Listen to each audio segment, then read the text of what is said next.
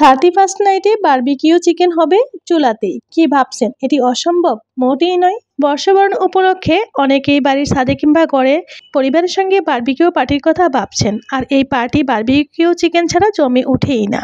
Barbecue chicken তৈরি করতে কয়লার প্রয়োজন হয় বলে অনেকেই তা ঝামেলা মনে করেন, তবে চাইলে চুলাতেও তৈরি করে নিতে পারবেন। আসসালামু আলাইকুম এভরিওয়ান, সবাইকে ওয়েলকাম করছি স্পেশাল একটি ব্লগ। কথা না বাড়িয়ে চলুন দেখা যাক বারবিকিউ কিভাবে সহজভাবে গ্যাসের চুলায় তৈরি করেছি। বারবিকিউর উদ্দেশ্যে আমি দুটো মুরগি নিয়েছিলাম। দুটো মুরগি থেকে আমি ভালো ভালো পিস দেখে নিয়ে ধুয়ে পরিষ্কার করে তারপরে আমি নাইফ দিয়ে চিড়ে নিয়েছিলাম। সেই ভিডিও ক্লিপটি নিতে ভুলে গিয়েছিলাম। 1 কাপ টক দই আর লেবু রস মিক্স করে দিয়েছিলাম। আদা, পেঁয়াজ, রসুন পেস্ট দিয়েছি, সাথে দিয়েছি রাঁধুনি রেডিমিক্স মশলা। 1 প্যাকেট মশলা সবটুকুই দিয়ে আমি ম্যারিনেট করে রেখেছিলাম 6 থেকে 7 ঘন্টা। সকালবেলায় আমি ম্যারিনেট করে রেখে দিয়েছিলাম। তারপর এই তো চলে আসলাম সন্ধ্যার পর। প্রথমে বাটার আর সরষের তেল দিয়ে একে একে আমি ফ্রাই করে নিব। তো সাথেই থাকুন, কিভাবে কাজটি করছি সম্পূর্ণ দেখে নিলে খুবই সহজ মনে হবে। দেখতে দেখতে চলেই গেল একটি বছর। শুভ দিন। আর মাত্র কয়েকদিন নয়, মাত্র কয়েক ঘন্টা চলে আসবে শুভ দিন। দুঃখ কষ্টে যাব বলে নতুন দিনে সবাই মিলে হাতে ও কাঁধে কাঁধ মিলিয়ে এগিয়ে যাব সামনের দিকে।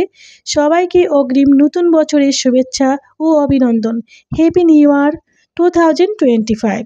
31st নাইটে কম বেশি সবার ঘরেই বারবিকিউর আয়োজন হয়ে থাকে। বর্ষবরণ উপলক্ষে এখন অনেকেই বাড়ির ছাদে কিংবা ঘরে বসে বন্ধু বা পরিবারের সঙ্গে বারবিকিউ পার্টির কথা ভাবছেন।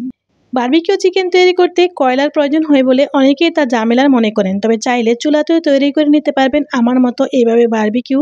আমি ঘরেই তৈরি করেছি, কোনো ধরনের ফুড কালার ইউজ করে নিয়েতে। দেখুন কত সুন্দর একটা কালার এসে গিয়েছে, আর খেতেও কিন্তু অনেক মজা ছিল। দুর্দান্ত স্বাদের এই বারবিকিউ সবার পছন্দের, কিন্তু কষ্টকর ঝামেলা মনে হয় দেখে করেন না। আসলে কিন্তু অনেকটাই সহজ। যদি একটু চেষ্টা করেন নিশ্চয়ই আপনারও করতে ভালো লাগবে। আমার রেসিপিতে ট্রাই করার জন্য অনুরোধ রইল আপনাদের সবাইকে। বারবিকিউর সাথে কিছুটা মেয়োনিজ তৈরি করেছিলাম ডিম দিয়ে, সেই রেসিপিটি আজ শেয়ার করলাম না, ভিডিওটি লং হয়ে যাবে ভেবে। মেয়োনিজের রেসিপি চাইলে নেক্সট টাইমে নিশ্চয়ই শেয়ার করব। হাতে সময় ছিল না বলে ভাবলাম বাইরে থেকেই তন্দুর রুটি কিনে নিয়ে খাবো। তো তন্দুর রুটি আর আনা হলো না, বাইরে বের হতে হবে বলে আমি বাসায় পরোটা ভেজে নিয়েছিলাম। আর আমার মামনিরাও পরোটা দিয়ে খেতেই বেশি পছন্দ করেছিল। 31st নাইটে হলো নতুন বছরের আগমন উদযাপনের একটি বিশেষ রাত, বিশেষ সময়, পরিবার সাথে খুব সুন্দর সময় কাটানোর একটি মহাসুযোগ। 31st নাইটে বাসাবাড়ির ছাদ কিংবা বিভিন্ন জায়গায় আতশবাজি ও পটকা ফোটানো বন্ধ করুন। খোলা জায়গায় ছাড়া, উন্মুক্ত স্থান ছাড়া এই কাজটি করবেন না। আজ এ পর্যন্তই। নতুন বছর ভালো কাটুক, ভালো কাজের প্রতিযোগিতা হোক, এটিই হোক আমাদের অঙ্গীকার। আল্লাহ হাফেজ।